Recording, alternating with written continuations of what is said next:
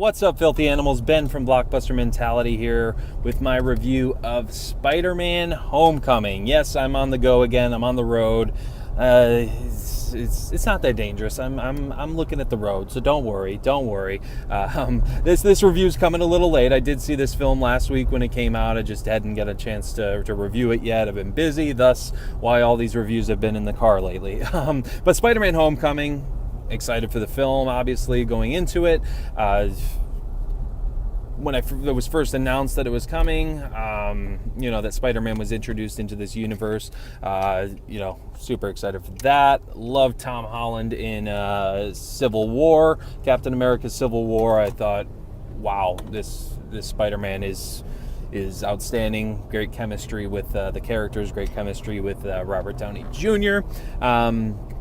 Civil War left me wanting more of him. So I was excited for this movie, and this movie does not disappoint. The spoiler alert for the rest of the review, does not disappoint at all. This movie is so much fun. First of all, I love how they incorporated this new Spider-Man into the overall MCU, the Marvel Cinematic Universe. Love how they incorporated him into the overall universe. I think was done outstandingly, and but it also at the same time, great job of separating it, as its own, standalone film. Many people, before the movie even came out, were saying, "Oh, it's just an Iron Man 4. They're just using Iron Man to sell this movie." No, this is a Spider-Man movie. Robert Downey Jr., when he's in it, it's great, but it's not forced in there. It fits the plot, fits the story, and their chemistry is great again. And he's not in it that much. I mean, he's a side character, so they don't just shove him in your face. I do love I think they use Happy Hogan, played by Jon Favreau. I think they use him a little more than they do Robert Downey Jr. And the addition of having him in this movie, I think, fit very well. I'm so happy they did it like that. But yeah, Tom Holland, I mean, he is Spider-Man. He's a teenage kid. There's no it's not some late 20s guy playing a teenage kid.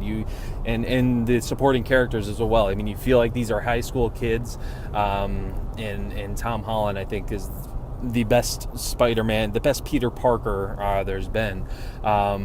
Michael Keaton is the villain. One of the best MCU villains. I was so excited when I heard that Keaton was going to be a villain in a superhero movie, and he really does.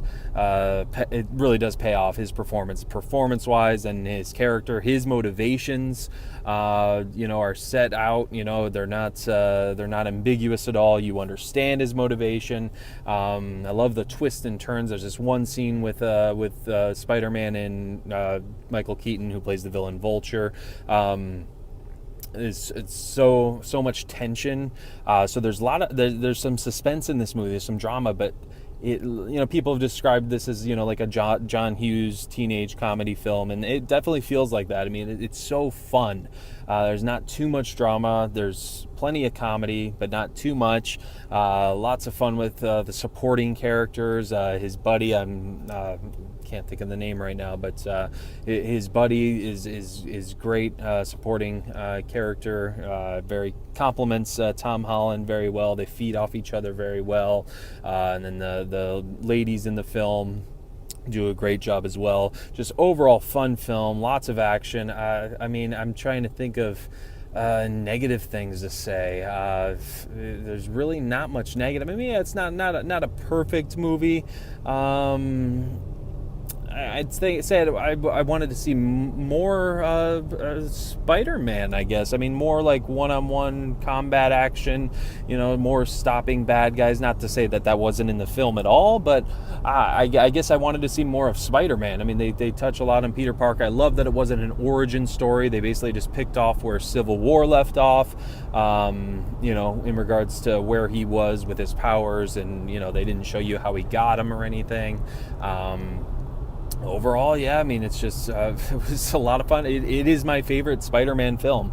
It's again, it's not perfect, but I can't think of a negative thing to say about it. And I'm not going to give it a 10 out of 10 or anything, but I will give it an 8.5 out of 10. I don't know why. It was my buddy Vinny. You can check him out on the podcast.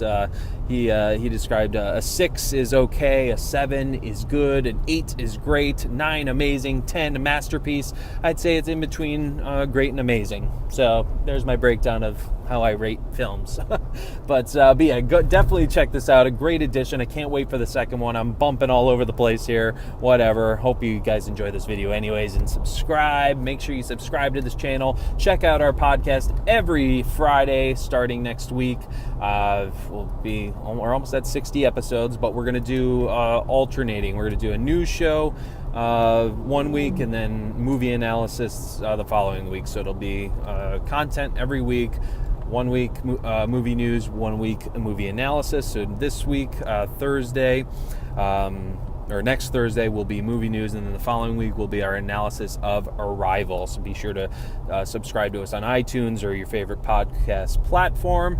But again, subscribe to this YouTube channel. Leave a comment of what you thought of the Spider-Man film, and tell me how stupid I am for driving while I do this review. I mean, I'm really just talking and driving. I'm not. I'm looking at the camera like I'm looking at the rear view mirror. So, whatever. Stop it. All right, but that's it for me. I'll catch you guys at the movies.